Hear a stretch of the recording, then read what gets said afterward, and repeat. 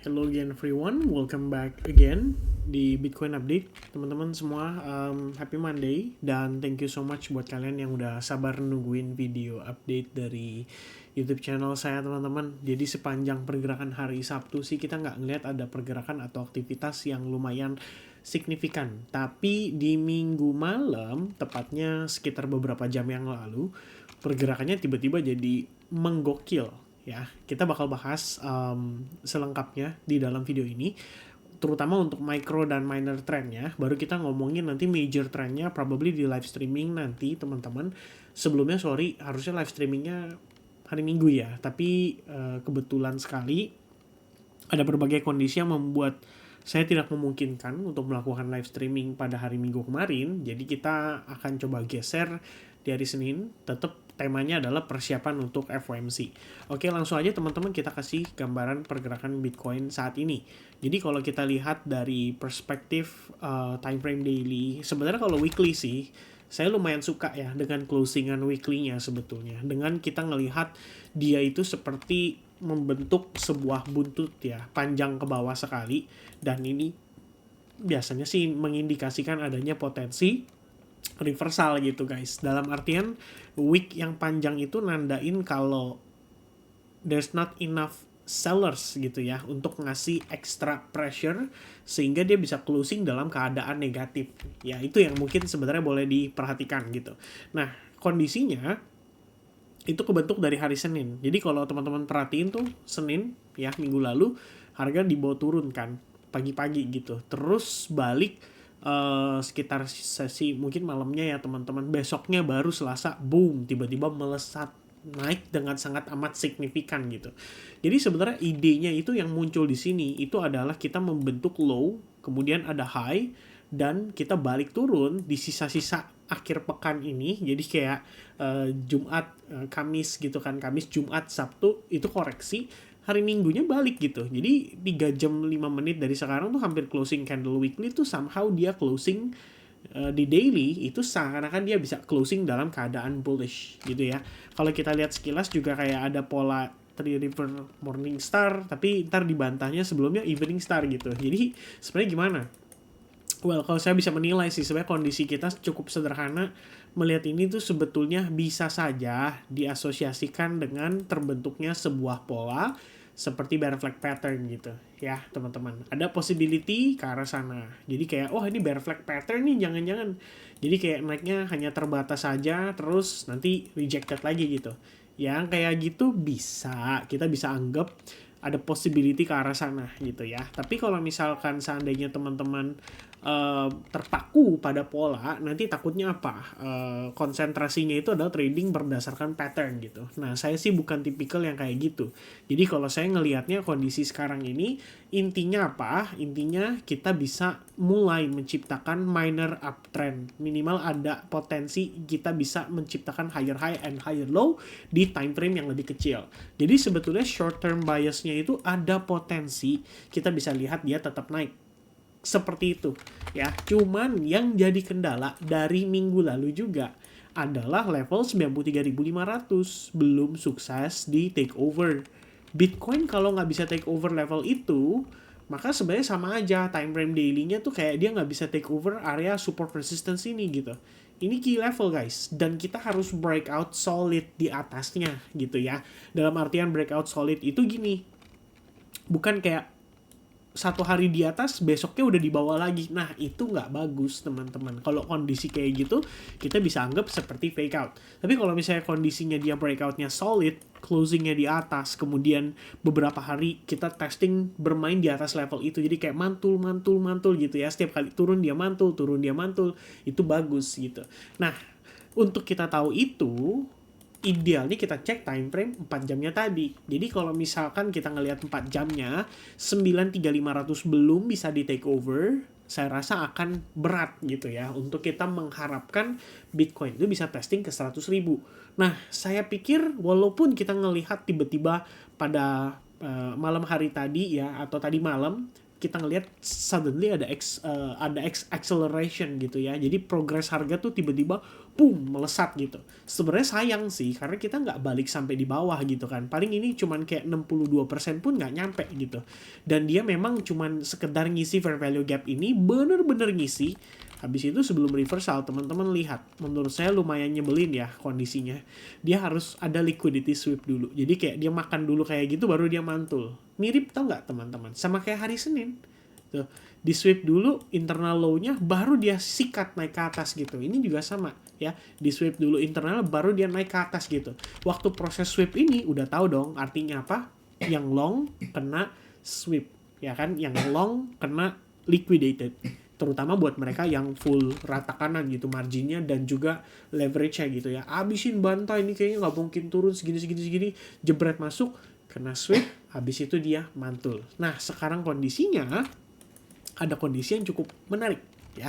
Teman-teman lihat di sini kita memiliki yang namanya minor trend, minor support resistance. We have this support and we have this resistance gitu. Dia flip, balik lagi nih main di atasnya gitu ya. Kalau misalkan kondisinya kayak gini, maka andaikan kita pullback sedikit pun mungkin mentok-mentok 90.000 bisa mantul lagi gitu ya. Masalahnya begini ya, saya tadi cap ya pelin-pelan lagi teman-teman. Masalahnya gini, kalau technical only saya mengatakan seperti itu. Kalau di luar technicalnya, teman-teman tahu dong hari Senin itu adalah momen market yang paling manipulatif. Oke, apalagi Senin lalu. Anda bisa lihat sendiri gitu. Sepanjang Senin dibanting, Selasanya balik ya ke atas. Seakan-akan tidak ada tekanan jual sama sekali gitu. Jadi kayak manipulasi harga gitu kan. Nah, kalau hari ini gimana? Bisa jadi mirip ya. Nanti teman-teman saat Anda bangun mungkin nonton video saya kayak jam 7 pagi, jam 8 pagi gitu. Anda lihat deh di sesi Asia kira-kira pergerakannya kayak gimana gitu. Bisa rawan manipulatif. Kalau kita sederhanakan, seandainya ya, saya polos gitu, pemuda polos, pokoknya technical only gitu kan. Well, what can I see right now adalah kita punya liquidity sweep terjadi pada level dekat sekali dengan Fibonacci 0,62%, yang artinya pengkondisiannya itu adalah ini merupakan low, ini merupakan high. Kalau gitu ada potensi dong jadi higher low gitu kan. Maka kalau potensi jadi higher low, saya bawa ke chart kosongan aja biar enak ya teman-teman. Nah seperti ini. Maka kalau ada potensi dia menjadi higher low setelah adanya liquidity sweep itu, apa yang kita perlu perhatikan? Ya, apa yang kita perlu perhatikan teman-teman berikutnya. Jadi, kondisi ini nantinya bisa disertai oleh adanya small retracement. Jadi, kalau teman-teman tarik sampai ke 30 menit tuh ya, yang saya lihat itu adalah di sini seperti fake out. Right? As you can see, it's just like a fake out gitu kan. Sweep, habis itu dia balik naik ke atas gitu kan. Teman-teman lihat di sini, posisinya internalnya itu ada banyak fair value gap gitu guys. Oke, that's the fair value gap.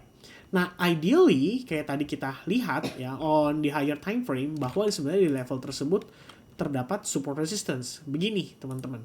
Tuh ya. Di sini support resistance, support resistance gitu. So if dia pull back, ideally dia mantul di situ. Oke? Kalau misalkan teman-teman kita nyampe atas duluan. Oke? Nah, sampai atas duluan tuh maksudnya gimana, Vin? Gini loh, guys.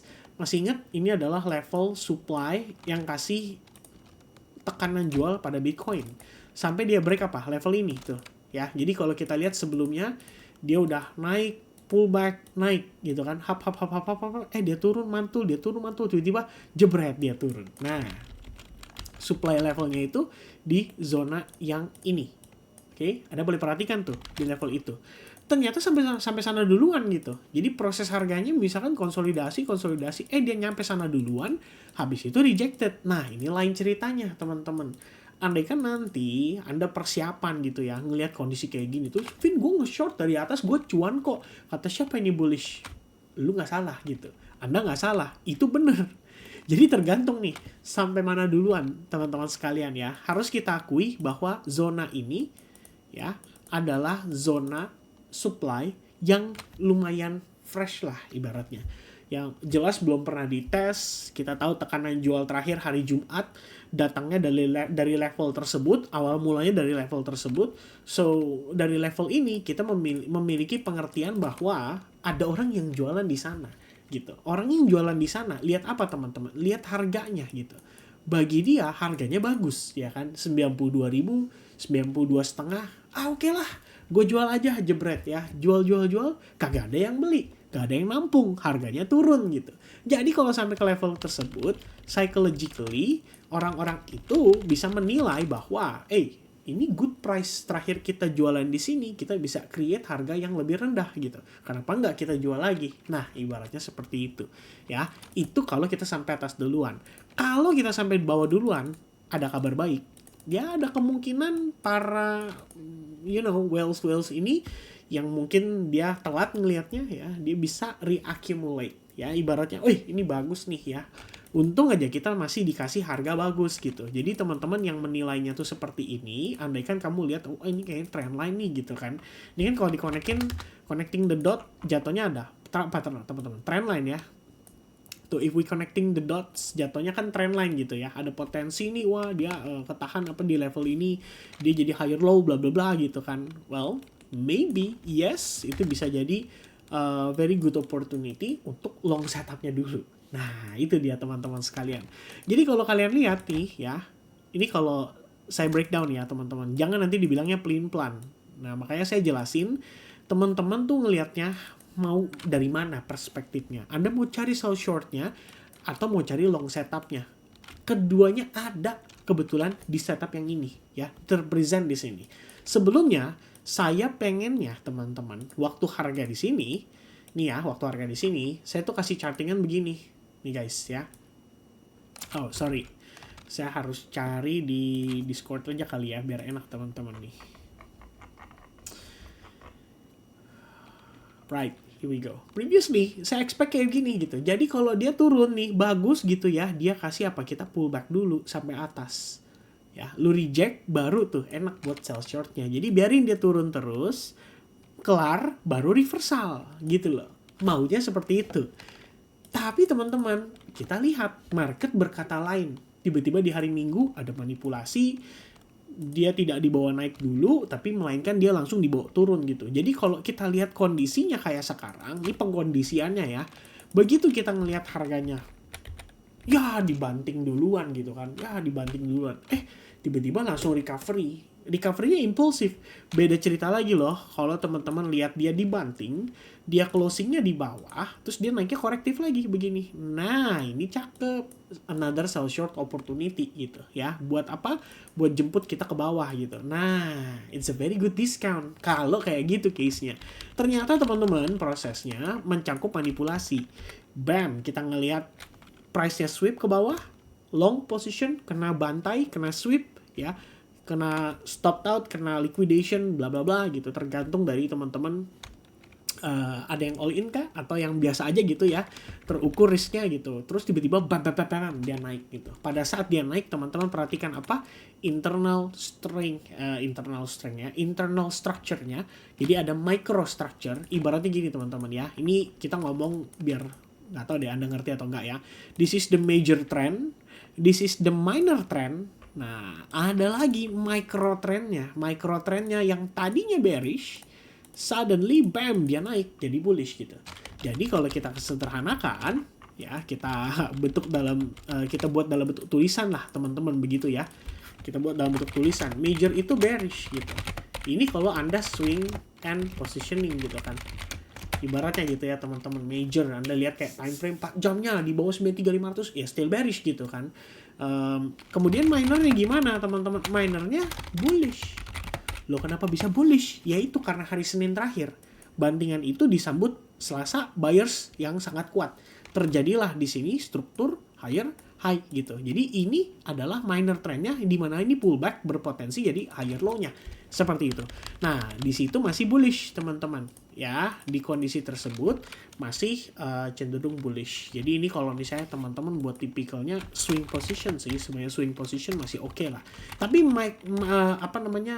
mikronya ya, yang lebih kecil lagi itu bearish sebelumnya. And it happened hari Jumat kemarin. Momen dia apa? Momen dia banting harganya dari sini ke sini gitu ya. Jadi ini waktu dia naik tuh sebenarnya ada, kita bisa bilang ini kayak istilahnya proses nih, low high ya, higher high, kemudian jebret. Nah, jadi lower low. Nah, sekarang nih teman-teman, kalau Anda lihat sekilas, seandainya nggak ada ini nih, nggak ada ini tuh masih bearish gitu. Ya, andainya nggak ada itu tuh, dia naik doang tuh kayak gini. Nah, itu masih bearish gitu. Itu aja tuh yang sebenarnya membuat ceritanya jadi berbeda sangat signifikan ya. Itu yang the most crucialnya. Nah, untuk saat ini gimana? Ya, kita bisa ambil kesimpulan lagi bahwa udah ada kondisi bullish ya gitu ya. Bullish teman-teman sekalian. So, complicated? Ya, teman-teman ya. Lumayan complicated gitu. Cuma tergantung ya, teman-teman mau manfaatinya dari yang mana gitu. Tadi saya udah jelasin, ideally kalau misalkan memungkinkan gitu ya, ideally dia pullback dulu deh gitu. Jadi dia enak gitu, mantul naik ke atas ntar baru kena rejection gitulah ya. Atau dari bawah terus dia langsung bablas naik ke atas gak apa-apa gitu. Yang penting kita bisa manfaatin dari sini untuk cari long setupnya gitu. Ya, dengan harapan ya teman-teman, gak ada manipulasi Senin. Itu aja ya, final words dari saya. Oke, so if dia naik ke atas, perhatikan ya, kalau dia retest ya, kalau dia retest supply duluan, cari reversal conditioningnya dulu, baru take action. Oke, itu teman-teman. Kalau dia turun, ya, kalau dia turun dulu, maka long setup lebih preferable buat saya ya, dalam kurung Kevin Saili. Kenapa? Karena ini merupakan micro trendnya gitu ya, micro trendnya. Jadi kalau mikronya ya bullish ya udah kita follow di situ aja gitu guys ya.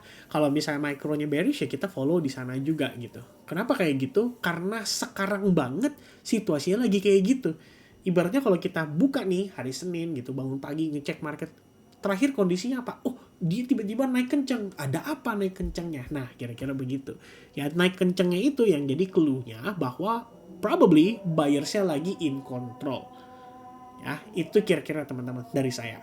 Oke, saya sekarang beri the final words ya, sekaligus menutup untuk video update kali ini. Kebetulan pas banget sama azan subuh ya teman-teman. So, once again, thank you very much for watching and see you guys again in the next live streaming. Cheers. Bye-bye guys.